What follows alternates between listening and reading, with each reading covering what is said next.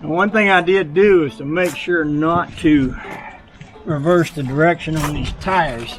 What that means is this is the tire that was right here. It was turning this way. Because sometimes on these radial tires, and Big Nell said he had it happen with some tires like this. If you reverse the direction on them, they will come apart.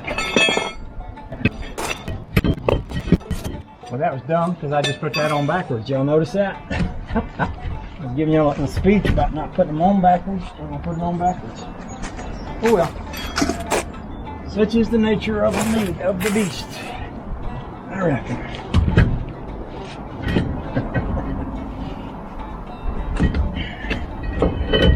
Good old me.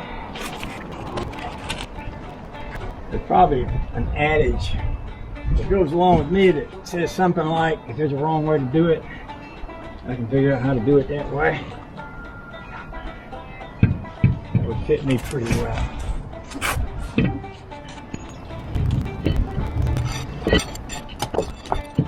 This is a good example of using your bar. I don't know if y'all can see the bar, but using the bar down here under the tire instead of trying to lift it.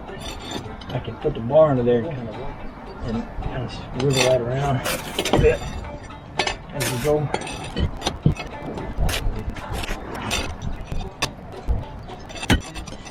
Sometimes when you got one like this, see this tire is the way the vehicle is sitting. The ground not being exactly level. It's hard to put on there, but what I can do is if I get a lug nut started, if I can get 2 lug nuts started, I can use them to pull that up into place. I don't want to, but I can.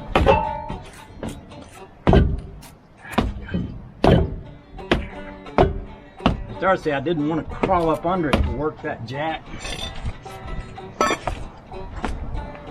And I didn't have to.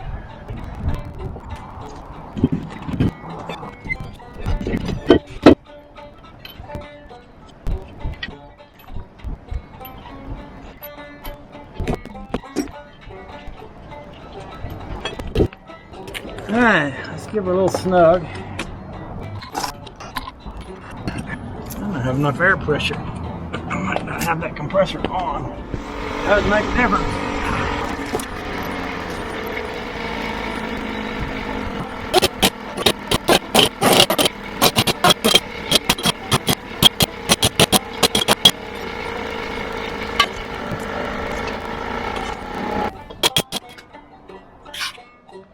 So where was I? I'm pretty much done with this.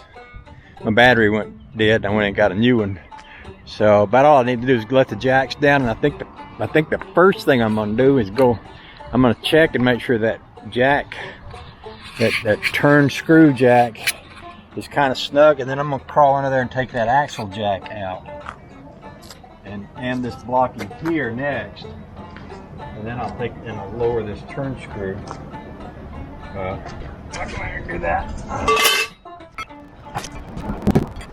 Of course, the tire's on there, so it can't really fall. But it's a little snug under there, even you know when you're under and the tire's on it. So I get this blocking out, get that jack out, and I can lower that other turn screw.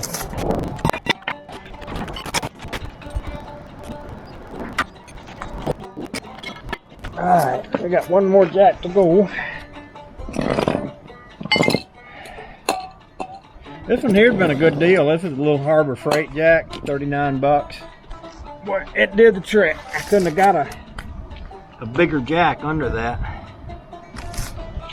And this is a 20-ton jack, and you need a good sized jack for this thing because it weighs a lot. I don't know if it's 20 tons or not, but it weighs a lot. I think I'll put some of that lubrication on that screw jack too. It might be a good thing to carry around with me in the RV in case we ever have to do this out down in Georgia or something.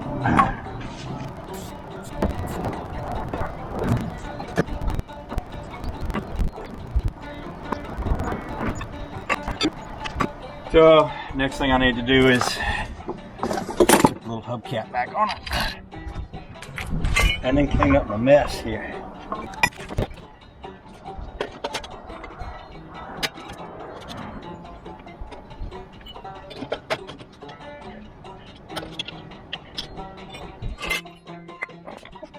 Okay then, I will say goodbye now. Let's all have a good day. Thanks for watching. Say hi to your mom and them. Don't forget to say your prayers. Be good to your children. Pet your dog. And don't beat your wife. Not necessarily in that order.